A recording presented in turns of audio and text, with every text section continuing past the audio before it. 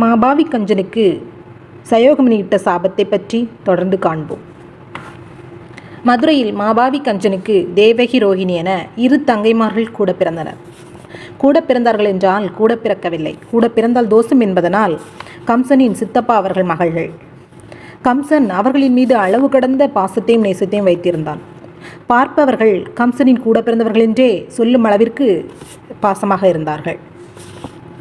அப்படியே நலமாக வாழ்ந்து வரும் காலத்தில் ஒரு நாள் கம்சன் அவன் 2 தங்கைகளையும் வேட்டையாட கூட்டி செல்கிறான். மாமுனிவன் சயோகமுனிக்காக இருந்த மாம்பழத்தை பறித்து அவன் சாப்பிடாமல் பாசத்தின் மிகுதியால் அவன் தங்கைமார்களுக்கு கொடுத்தான். அதையறிந்த சயோகமுனி, மாயனுடைய ஏவலினால் உன் தங்கைமார்கள் வயிற்றில் பிறந்த மகனால் நீ அழிவா என்று படுசாபமிட்டார். இதை தொடர்ந்து வாசகத்தில் காண்போம். தேவகியும் ரோஹிணியும் மதுரைதனில் வந்து மாபாவி கஞ்சனுக்கு இருதையல் மாமையிலார் ஏற்ற பிறப்பெனவே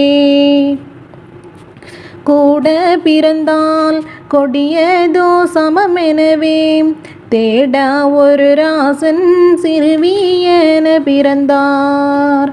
பிறந்தேதான் கஞ்சனுக்கு பிறப்பறவே பேசுவாராம்.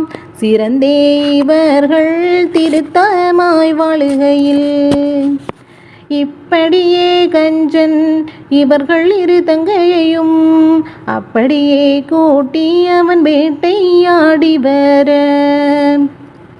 மாமுனிவன் தான் தனக்கு வாய்த்திருந்த மாம்பழத்தை தாமுனிந்த கஞ்சன் தானாக என்ன பறித்து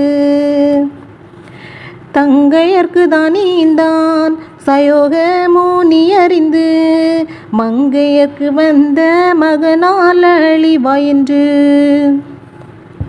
மானுட ஏவலினால் மாமுனியும் அப்போது மாயமுள்ள கஞ்சனுக்கு படு சாபம் இட்டனரே.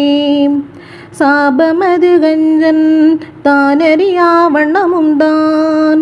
அந்த சாபத்தின்படியே ஐயா நாராயணர் தேவகியின் வயிற்றில் கிருஷ்ணராக 8வது குழந்தையாக பிறந்தார்.